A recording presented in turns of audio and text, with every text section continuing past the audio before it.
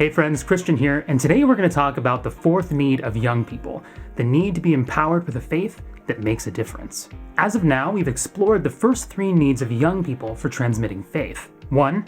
They need to know Jesus Christ. 2. They need to know themselves. 3. They need to belong to the full community of the church. And this fourth need is no different. Youth and we need to be empowered with a faith that makes a difference. Now, I want to be clear what I mean here. We're not talking about something that changes the world or makes an impact in the way that we generally think about these things. Nowhere does Jesus ever tell his disciples that they need to change the world. Rather, he gives them a small, localized, and equally important commandment: love your neighbor. Still, the desire behind such statements is that of wanting to experience a faith that matters, one that has arms and legs in the world, one that changes the way that we live, a faith that makes a difference. So let's take a look at three characteristics of a faith that makes a difference. It must be 1. Translatable, 2. Transformative, and 3. Tangible. I mean, come on! 3 E's, 3 I's, 3 T's. I'm on fire! In order for faith to make a difference, it must first be translatable. When we speak to young people about faith, it's easy for us to get lost in using jargon or speaking some kind of Christianese. This is the idea that our churchy words can sometimes feel detached from young people's real and lived experience. We can tell them the theological truth that Jesus Christ is the resurrection and the life, but what does this really mean for how they experience that truth? In John 11, we see Jesus' friend Lazarus die. Jesus then goes to Bethany, the hometown of Lazarus and Lazarus' sisters, Martha and Mary. When Jesus arrives, Martha greets him, saying, "If you had been here, my brother wouldn't be dead." Jesus then promises that Lazarus will live again, and Martha, being the ever-dutiful Sunday school student, replies, "Yes, I know, in the resurrection he will live again." But Jesus practically interrupts her, saying, "Martha, you don't get it. I am the resurrection." Rather than just encouraging her to hope for some far-off event, Jesus locates the resurrection in his very person.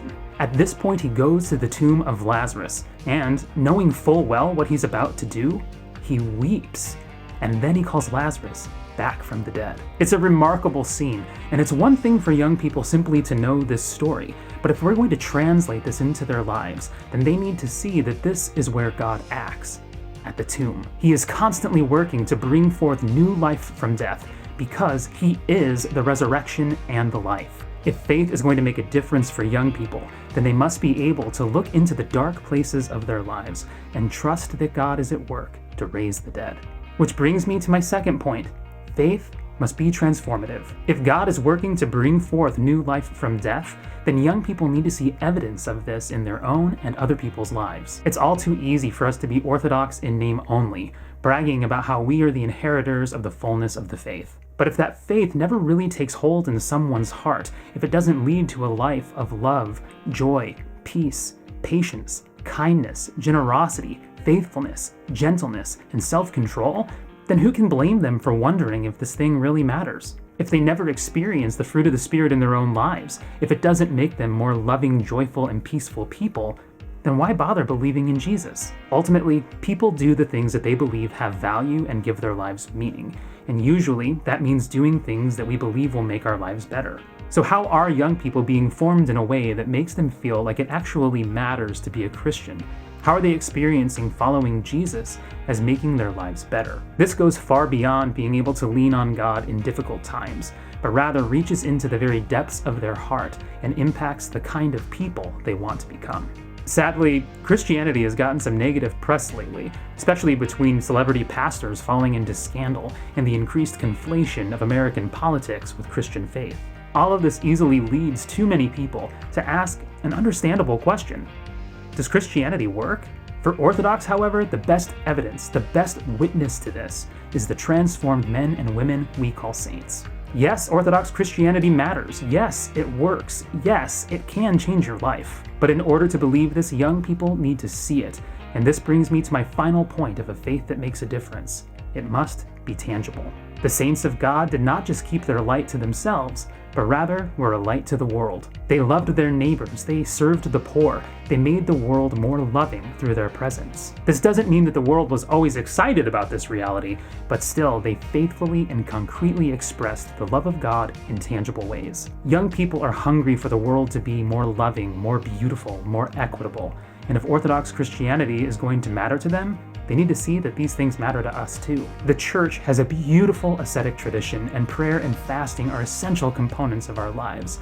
But it can be very easy for our minds to stay here. Young people see over and over again that Christ eats with prostitutes and tax collectors, that he tells us to care for the poor, and he tells us to love our neighbors so fully that we would be willing to lay down our lives on their behalf. In order to be empowered with a faith that makes a difference, young people need to be invited into acts of service and love for the world. They need to be surrounded by people who take Christ's words to love others seriously as we seek to lift up those who have been disadvantaged culturally, socially, and economically. They have heard the scriptural call to do justice, to love mercy, to walk humbly with God, and they are hungry for a body of believers who will join them to do just that. One of the most beautiful notions in Hebrew is that of God's shalom, that God is working to bring his total peace to earth. This isn't just peace in terms of an end to conflict, but rather as the full expression of his kingdom, not just a spiritual peace, but a material peace as well. It is a kingdom where no one goes hungry, where no one is poor, where no one is sick or downtrodden, and we as Christians are called to live lives of service as we seek to materially manifest God's shalom. Ultimately, it is this tangible expression of the Christian faith that is the best way to show the world the fullness of life in Christ, which is the final need, to be entrusted with the witness of the church. And we're going to get to that, but next week I want to lean a little more deeply into each of these three T's as we practically explore how to empower young people with a faith that makes a difference. In the meantime, comment below and give us feedback. Let us know what you would like to see from OIM in the future. Follow us on Facebook and Instagram at Orthodox Youth Ministries. Head over to our website at orthodoxyouthministries.org. Join our mailing list and even get a free PDF on relational ministry. And, as always, do the YouTube things. Like this video and share it, and be sure to subscribe to this channel so that you can receive more content on how you can share God's love with young people. That's all I got. Until next week, we at OIM wish you all peace and sincerely pray that something good happens for you today.